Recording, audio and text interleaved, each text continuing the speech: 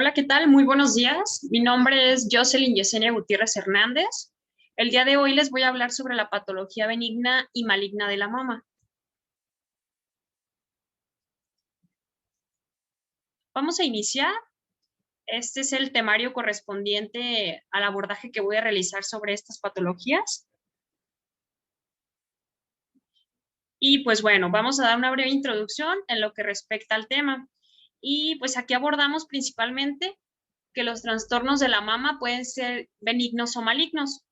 Estos pues son definidos de tipo benigno como no cancerosos y de tipo maligno como cancerosos. Aquí la mayoría de los benignos no ponen en peligro la vida de la mujer. Estos pues a menudo no necesitan tratamiento. Y por el contrario, los que son de tipo malignos es como el tipo cáncer de mama. Estos ya pueden significar la pérdida de la mama o incluso total de la vida si este pues tiene una progresión para mal sin recibir un tratamiento. Y bueno, hay ciertas recomendaciones que se pueden realizar para poder diagnosticar de manera adecuada y pues hacer una detección temprana para evitar este tipo de complicaciones y pues que la enfermedad como tal, si se llega a presentar, se resuelva con éxito. Y bueno, en lo que respecta a la definición, vamos a entender que la patología de tipo benigna es un grupo de alteraciones, estos dados en el tejido mamario, los cuales no tienen la capacidad de diseminarse.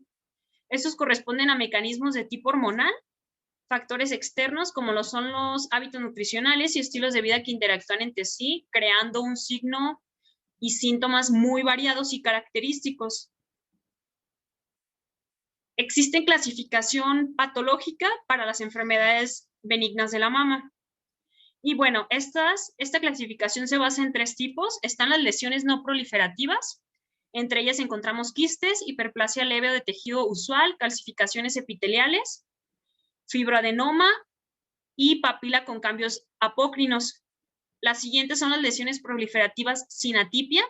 Entre ellas destacan la adenosis esclerosante, lesiones radiales y esclerosantes complejas, hiperplasia moderada y florida de tipo usual, papilomas intraductales y por último las lesiones proliferativas con atipia. Entre ellas encontramos hiperplasia lobular atípica e hiperplasia ductal atípica. Y bueno, la etiología se basa principalmente abordando lo que es la patología, por ejemplo, de una mastitis. Aquí, dependiendo del tipo de mastitis que se presente, va a variar el agente causal. Por ejemplo, digamos en una mastitis periductal, varían entre enterococos, estreptococos anaeróbicos, estafilococos y bacteroides. Mastitis superficial, un estafilococo y un estreptococo. Mastitis granulomatosa, pueden ser de origen idiopático. Y el absceso de la glándula de Montgomery, pseudomonas aeruginosas, proteus, estreptococo y estafilococo. Y bueno, abordando un poco lo que es el cuadro clínico, el 90% de las mujeres van a presentar una sensación de aumento de volumen. Adicional a esto, hay cierta presencia de signos y síntomas como lo es el dolor, la tumoración, derrame por pezón o inclusive cambio de color o superficial de la piel. Y pues bueno, ahí vemos una imagen característica de los cambios que puede tener la presentación de la mama. Y bueno, ya adentrándonos a lo que respecta a las patologías benignas de la mama, iniciamos con lo que es el fibroadenoma mamario. Este es considerado un tumor benigno de la mama, es frecuente en aproximadamente la población entre los 20 y los 40 años de edad y normalmente aparecen durante el embarazo. Ahí vemos una imagen de cómo se ve la presentación de un fibroadenoma. Los quistes mamarios, estos pueden ser palpables o no palpables, simples o complejos, dependiendo del tiempo que lleven de evolución estos quistes. Y regularmente son detectados como un hallazgo ultrasonográfico. Y ahí vemos una imagen también característica de un quiste. Posteriormente, lo que es la mastalgia. Hace un momento les mencioné el origen etiológico. Y bueno, la mastalgia es definida como un dolor de mama sin patología mamaria adyacente, de predominio cuadrantes superiores externos y pudiendo estar asociado a sensibilidad y modularidad. Esta normalmente es asociada de manera común como un síndrome premenstrual, una enfermedad fibroquística de la mama o como alteraciones psicológicas. Raramente es asociada con cáncer de mama. Entre otras tenemos la descarga del pezón. Esta va a ser definida como la salida material líquido de uno o más conductos, pudiendo ser fisiológica o patológica. Esto pues entiéndase por una galactorrea persistente de no lactógeno. Y el papiloma intraductal. Este pues es una de las causas que puede estar provocando que se dé la descarga de pezón, pero ya de tipo patológica, seguida por una ectasia ductal y otras causas que incluyen ya cáncer e inclusive una mastitis. ¿Y qué es una mastitis? Esta es definida como la inflamación del tejido mamario, clasificándose como infecciosa o no infecciosa. En lo que respecta a la mastitis infecciosa, esta va a conllevar a un absceso mamario, que es una de las complicaciones más graves que se puede presentar en ella. Y en esta mastitis, las complicaciones más frecuentes se dan por causa de cocos gram positivos y negativos. Aquí, en este tipo de patología, las lesiones proliferativas de la glándula son potenciales precursoras de cáncer de mama. Y bueno, ¿cómo se va a realizar una exploración física? Se recomienda que la exploración mamaria de tipo clínica sea realizada por el médico y el personal de enfermería capacitado. Normalmente se pide que se efectúe a partir de los 25 años de edad y pues con una periodicidad anual para hacer algún tipo de detección a tiempo. Entre las recomendaciones que se hacen en la exploración mamaria son 9. La primera es solicitar un consentimiento del paciente para poderla llevar a cabo. No es necesario la tricotomía de la axila.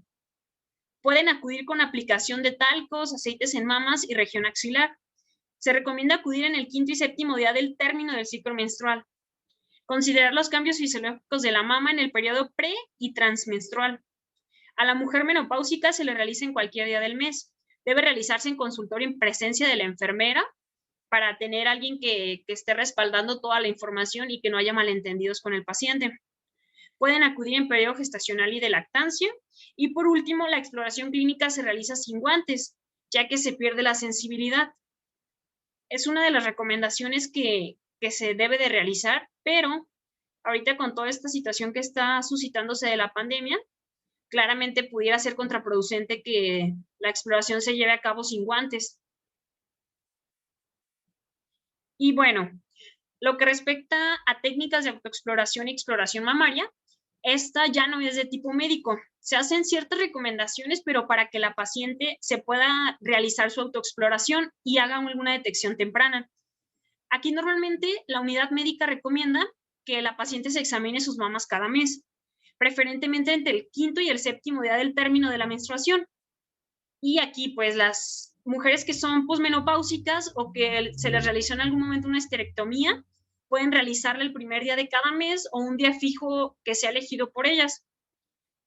Y bueno, aquí es importante hacerle mención a la mayoría de las mujeres que en el periodo premenstrual, lo que son las mamas tienden a surgir ciertos cambios que son considerados normales, no son de tipo patológico. Por ejemplo, las mamas pueden tornarse endurecidas y pueden estar dolorosas al tacto. Normalmente esto sucede porque en el periodo menstrual se sienten congestionadas por los estímulos hormonales. Y pues igual, en lo que respecta a la menopausia, cuando ya tenemos pues el retiro del ciclo menstrual, aquí hay cambios, por ejemplo, son menos firmes y son más suaves al tacto. Y bueno, hay ciertos pasos que deben de seguir las pacientes para poder llevar a cabo la autoexploración. Se inicia con una observación. Regularmente te tienes que poner frente al espejo. Esto pues para llevar a cabo la búsqueda de abultamientos, hundimientos, inflamaciones, enrojecimientos o ulceraciones en la piel. Hay que hacer una leve desviación de la dirección o retracción del pezón de una u otras áreas de la piel, así como cambios de tamaño o forma de las mamas en las siguientes posiciones. Como les mencioné, hay que estar parada frente a un espejo, esto pues con las mamas descubiertas y colocando los brazos a lo largo del cuerpo para poderse observar en primera instancia si hay algún tipo de cambio anormal. Posteriormente, se procede a realizar la palpación. ¿Esto con qué objetivo? Es con la búsqueda de masas o bolitas de zonas dolorosas, abultamientos o consistencia diferente del resto de la mama. Aquí, este procedimiento se va a llevar a cabo de pie frente al espejo o también durante un baño que te estés realizando. Lentamente hay que elevar el brazo izquierdo y hay que poner la mano en la nuca. Con la yema de las palmas de la mano derecha hay que revisar todo. Si la mama izquierda es al lado contrario, se encuentra firme y cuidadosamente haciendo movimientos circulares de adentro hacia afuera. Vamos a ir abarcando lo que es toda la mama a manera de espiral. De afuera hacia adentro para poder detectar a ver si se tiene una secuencia normal. Y bueno, para terminar esta palpación, hay que apretar suavemente su pezón y observar si hay algún tipo de secreción, ya sea transparente, blanca, verde o serohemática, o inclusive sanguinolenta. Esto, pues, es recomendable hacerlo a fin de poder diagnosticar algún tipo de patología mamaria de tipo benigna, como alguna descarga de pezón, algún abultamiento, una mastitis. Y bueno, en mujeres con mamas de mayor tamaño y de gran volumen, no hay que omitir la palpación. Esta normalmente se recomienda que la persona esté acostada para poder realizar una palpación más profunda. Y bueno, ¿cómo llegamos a un diagnóstico para poder detectar si hay alguna patología benigna? Inicialmente hay que realizar una historia clínica completa enfocada a identificar factores de riesgo para identificar patologías. La edad recomendable para el inicio de este examen médico mamario es a partir de los 19 años. Aquí entra el índole de tipo genético, ya que en pacientes con BRCA1 y BRCA2 deben iniciar la exploración médica mamaria entre los 18 y los 21 años de edad, por el antecedente heredofamiliar que pudiese estarse presentando. Y pues bueno, dato importante, hay que enseñar a las mujeres la técnica adecuada de la autoexploración para que sirva de manera correcta como un diagnóstico precoz. Y bueno, entre los estudios de laboratorio clínicos no deben solicitarse de rutina, sino guiados por una sospecha clínica. Entre ellos destaca el ultrasonido mamario. Este es recomendado en mujeres menores de 35 años como estudio de apoyo en la evaluación clínica de la patología. El ultrasonido y la mamografía, las mamas normales o con patología benigna pueden identificarse con ecogenicidad o densidad alta. El llevar a cabo una biopsia en masa mamaria palpable. Pues se realiza con la aspiración de un quiste, solamente necesario si el quiste es sintomático y puede ser realizado por un personal médico apropiado. El contenido líquido debe ser enviado a estudio citológico solamente en caso de que haya características sanguinolentas o que existe una masa residual que tienda a generar controversia. Y bueno, la biopsia por aspiración con aguja fina tiene una sensibilidad de un 88%, una especificidad de un 98% y un valor predictivo positivo de un 98%, así como un valor predictivo negativo de un 87%. Y bueno, existen ciertos algoritmos diagnósticos, estos pues con fin de detectar un paciente con patología mamaria benigna en primer nivel de atención. Y bueno, estos nos dicen que el paciente con sintomatología mamaria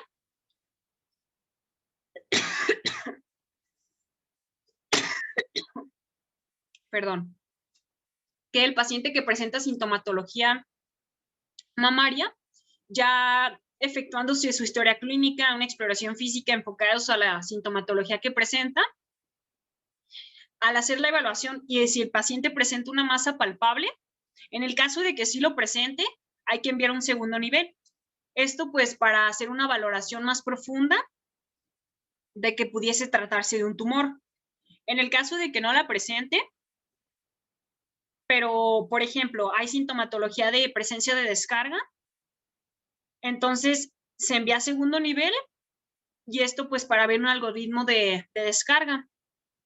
De ahí, si no hay presencia de este tipo de algoritmo de descarga, pero hay presencia de una mastitis o un absceso mamario, hay que enviar igual a segundo nivel para el algoritmo de mastitis.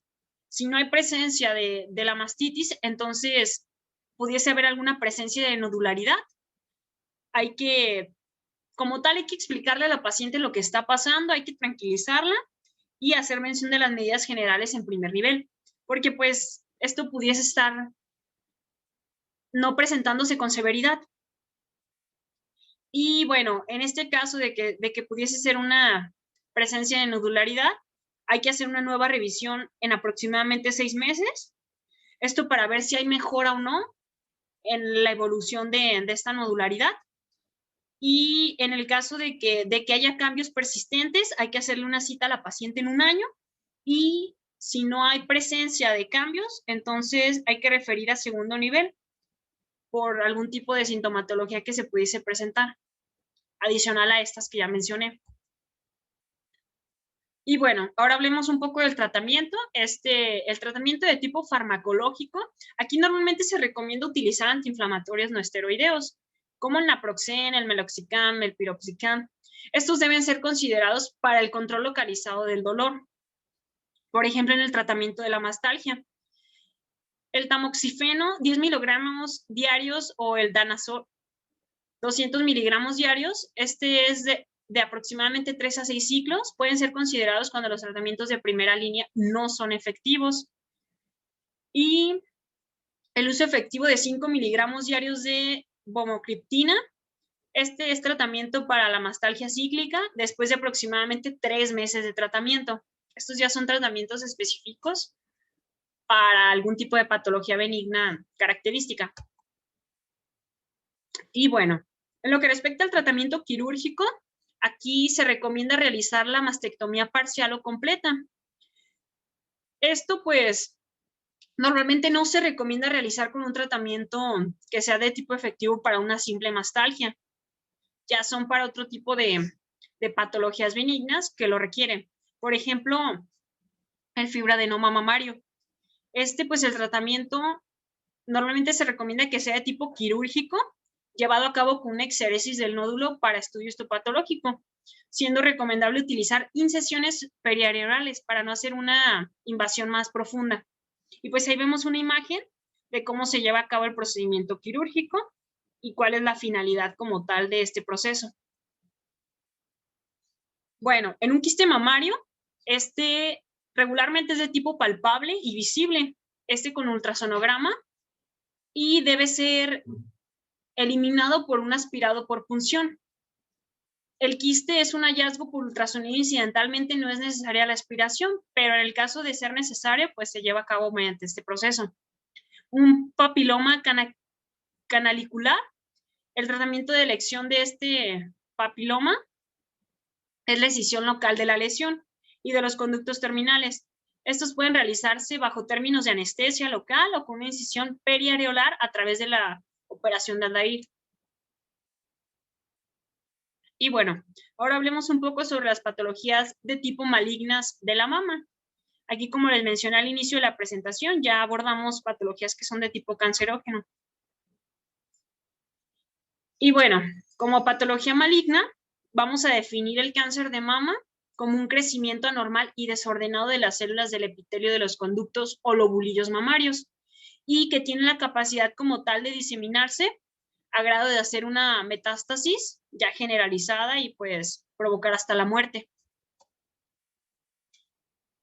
Y como tal, existe una clasificación histológica del cáncer de mama.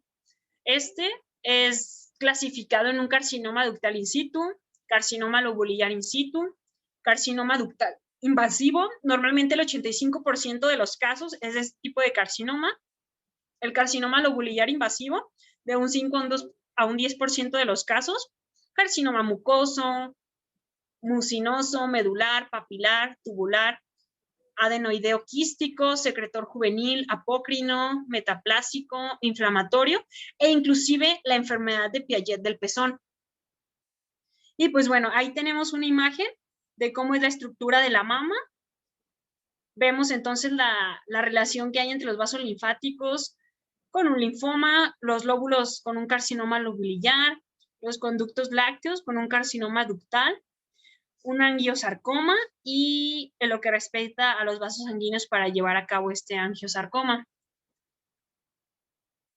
Bueno, la fisiopatología del cáncer de mama primario, pues inicia con una fibrosis del tejido epitelial y estrómico.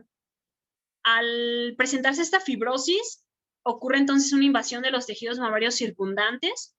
Esto lo cual provoca que se haga un acortamiento de los ligamentos de Cooper y lo cual va a provocar una retracción, así como alteraciones del drenaje linfático, lo cual esta alteración del drenaje linfático va a conllevar a un edema. Este edema va a provocar que las células cancerígenas entonces empiezan a invadir la piel por el mismo proceso del edema, lo cual va a llevar a una ulceración y va a hacer que se provoque entonces la lesión. Y bueno, aquí entre el cuadro clínico que se maneja en las patologías malignas son síntomas del alarma, los cuales son muy característicos y que nos pueden orientar a que se está presentando una situación que no es normal. Por ejemplo, puede haber una ulceración crónica, como la imagen que se presenta ahí en la parte superior izquierda. Puede haber piel de cáscara de naranja, la cual la vemos como agrietada, abultamientos o nódulos anormales en la mama, un exceso de vascularidad y el pezón umbilicado, ya anormalidades del pezón.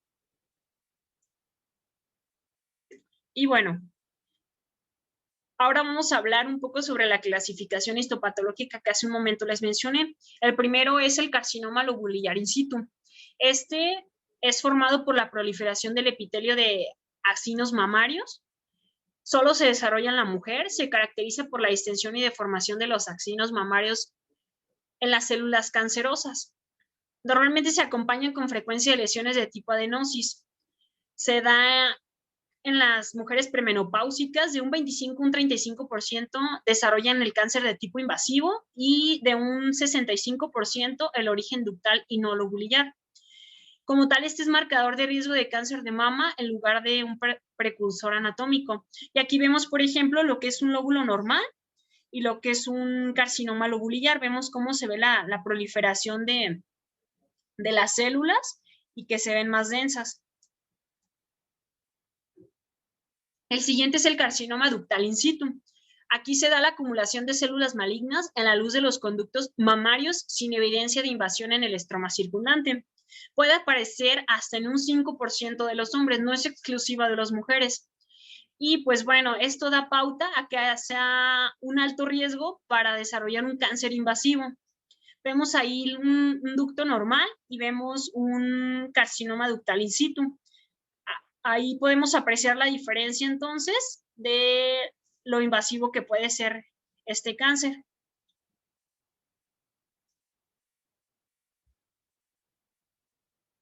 Y bueno, ocurre cuando los carcinomas ductales o lobulillares se extienden a tejido circundante mamario, lo que aumenta la probabilidad de que se disemine a los ductos linfáticos.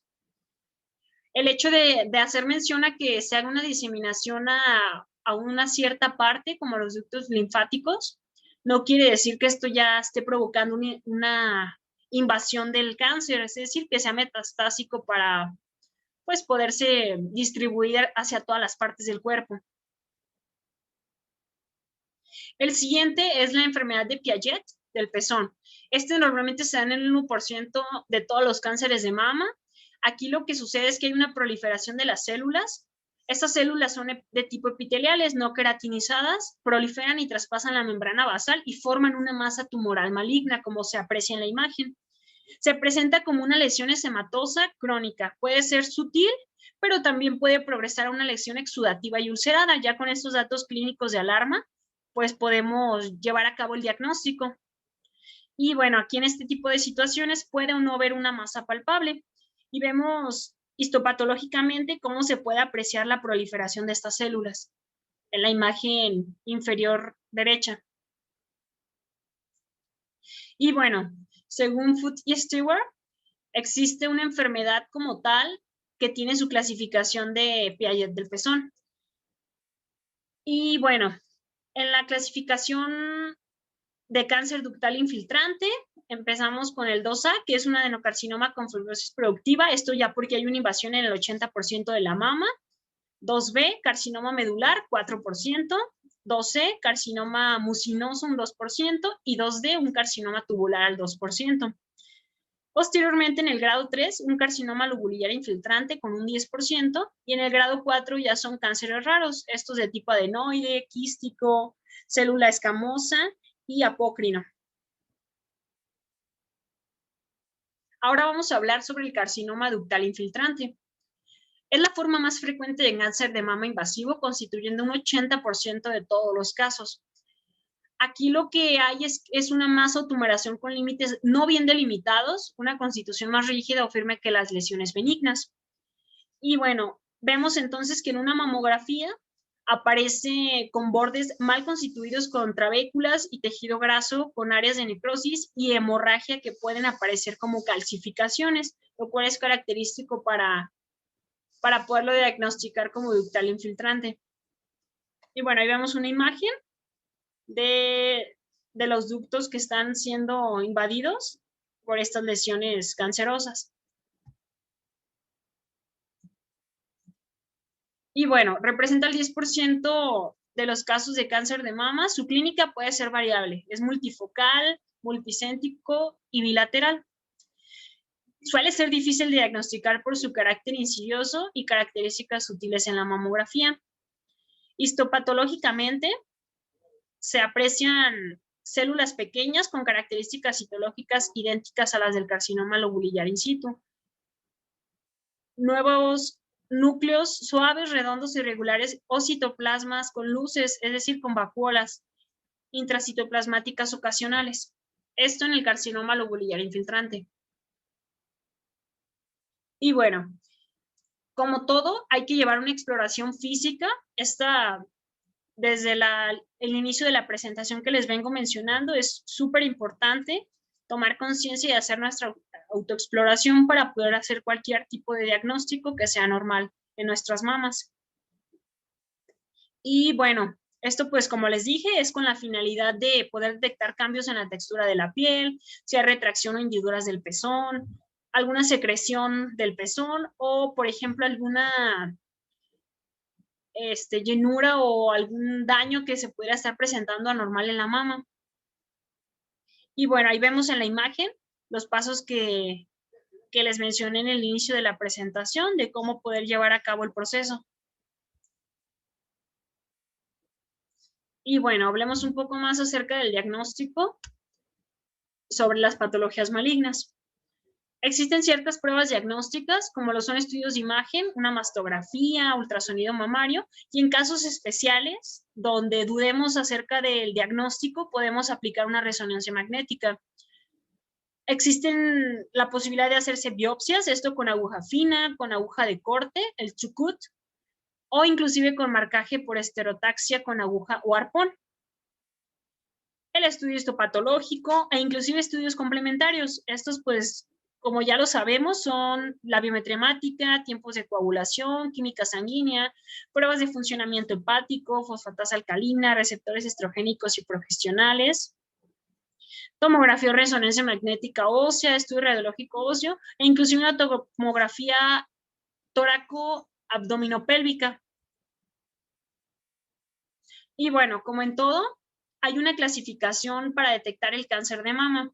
Esta clasificación está evaluada de acuerdo a las características que puede llegar a tener el tumor. Y nos sirve también como pauta diagnóstica para hacer la detección y la clasificación como tal. Y bueno, ahí vemos en la presentación, son diferentes los términos que se utilizan. Si el tumor, por ejemplo, es mayor a ciertos centímetros o menor, y pues dependiendo de las medidas e inclusive las características del tamaño y la forma, es como los vamos clasificando.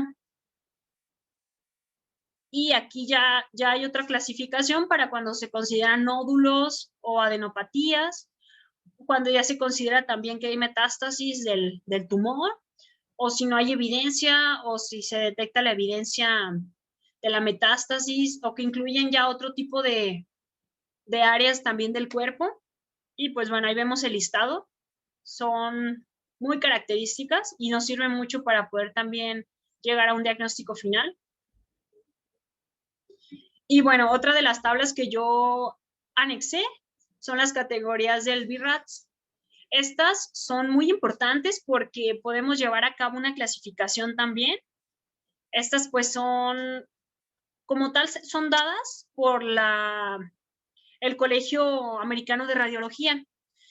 Y bueno, en esta sí les voy a hacer mención de cómo son destacadas cada una de las categorías.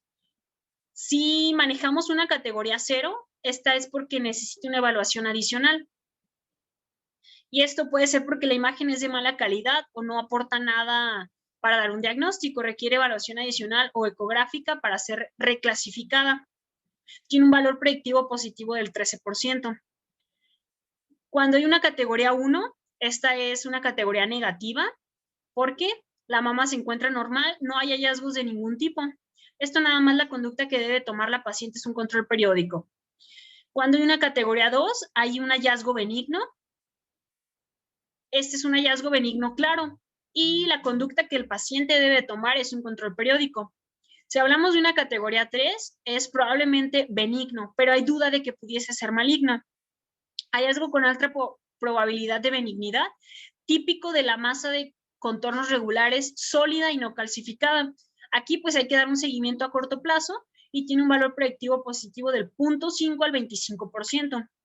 Cuando hablamos de una categoría 4, hay anormalidad sospechosa, hallazgo no característico de malignidad, pero sí sospechoso, típico de las masas polibuladas, mal delimitadas y microcalcificaciones heterogéneas. La conducta que debe tomar el paciente e inclusive el médico es hacer la recomendación de la biopsia y el paciente poderla llevar a cabo. El valor predictivo positivo es de un 15 a un 30%. Y cuando hablamos de una categoría 5, ya es categoría de malignidad. Son lesiones estrelladas y microcalcificaciones lineales agrupadas. Aquí la conducta es una biopsia y tiene un valor predictivo positivo del 97%. Y existen también ciertos marcadores tumorales útiles para determinar el pronóstico del diagnóstico. Aquí, por ejemplo, está el marcador tumoral de antígenos asociados a tumor, marcadores tumorales biológicos y respuestas de anticuerpos también. Estos pues ya llevan a cabo, bueno, conllevan que hay una asociación, una utilización dependiendo del estadio que el paciente esté presentando y pues también para poder llevar a cabo una evaluación más a futuro acerca del pronóstico y la supervivencia que pudiese tener el paciente. Y bueno, como todo, tiene que haber un tratamiento. Aquí el tratamiento en el cáncer de mama está basado en 4 tipos. Puede ser tratamiento mediante cirugía, radioterapia, quimioterapia o terapia de hormonas. El tratamiento quirúrgico está basado dependiendo de la clasificación histopatológica de acuerdo a la lesión que está presentando la paciente. Por ejemplo, si la paciente tiene un carcinoma lobular in situ, aquí se recomienda que se haga una incisión periódica y que se le dé seguimiento a la cirugía. Si es un carcinoma ductal in situ, hay que realizar una mastectomía total o una incisión más, más si hay una presentación de como endocarcinoma. En un estadio 1 hay que realizar una tumorectomía más una disección radical de la axila. En un estadio 2, mastectomía radical modificada. Esta con la conserva de los pectorales, tanto en estadio 1 y en estadio 2, postcirugía, se evalúan los ganglios axilares si hay metástasis de tratamiento coadyuvante. Y en un estadio 3 hay tratamiento multidisciplinario. Hay que realizar una quimioterapia, una radioterapia o una cirugía. Y bueno, la radioterapia va a ser la primera indicación en estadios precoces, es decir, donde el tratamiento coadyuvante mediante una cirugía conservadora, está iniciándose 2 o 3 semanas después de la misma y tras la mastectomía si existen factores. Estos como tal dados por una afectación de riesgo colocorregional del margen de resección, infiltración del pectoral o de la costilla. Bueno, en la quimioterapia Los pacientes con receptores hormonales de negativos con enfermedad visceral, esto ya dándose en una rápida progresión o amenazante para la vida. Independientemente del estado de los receptores hormonales, si hay progresión a tratamiento hormonal, regularmente estas son las mujeres principales candidatas a tratamiento con quimioterapia. Esto pues para evitar que el cáncer de mama sea metastásico. Hay que detenerlo a tiempo para que, digamos, el cáncer no acabe con tu vida. La terapia de hormonas. La hormonoterapia tiene como objetivo impedir este estímulo, es decir, que haya acción estrógeno receptor, actuando bien directamente sobre los receptores y rutas metabólicas de la producción de hormonas. Bueno, el pronóstico. Como tal, el pronóstico de vida que le dan a la supervivencia pues va a variar de acuerdo al estadio que se esté presentando del cáncer. Y esto, ¿cómo lo sabemos? Pues con la clasificación que yo les mencioné en la presentación pasada. Si es un estadio 1, una supervivencia a 5 años es aproximadamente hasta los 95. Si es una supervivencia a 10 años, hasta los 65. Y una curación total pudiese ser entre los 54 más menos 3 años. En un estadio 2A, supervivencia a 5 años es de 85, supervivencia a 10 años es de 55 y una curación total de 27 más menos un año aproximadamente. 2B, 70, 45 y 27 más menos 1. 3A, supervivencia de 5 años, 52, supervivencia de 10 años, 40 y una curación total, 19 más menos 2. 3B, supervivencia de 5 años, 50, supervivencia de 10 años, 20 y curación total, 19 más menos 2. Y 4, la supervivencia de 5 años es de 17, la supervivencia de 10 años es de 5 y la curación total es de aproximadamente 2 más menos 1. Claro, como podemos evaluar aquí y como podemos estar observando, dependiendo del grado de complejidad que se esté presentando en la paciente, pues la supervivencia va disminuyendo. Se va volviendo menos años en los que esa paciente puede contar con salud que le permita seguir con vida. Y bueno, como en todo, es importante promover la prevención. Esto, pues, para poder evitar o diagnosticar a tiempo alguna patología que se pudiese estar presentando, ya sea de tipo benigna o de tipo maligna. Y bueno, aquí hay que promover que la paciente tenga un estilo de vida saludable desde la infancia, fortaleciéndose en la adolescencia y llevándose a cabo también en las mujeres maduras, esto con una dieta libre de alcohol, no fumar, evitar el sedentarismo. Son acciones que todas podemos realizar para poder evitar que se presente alguna patología mamaria. Hay que realizar actividad física.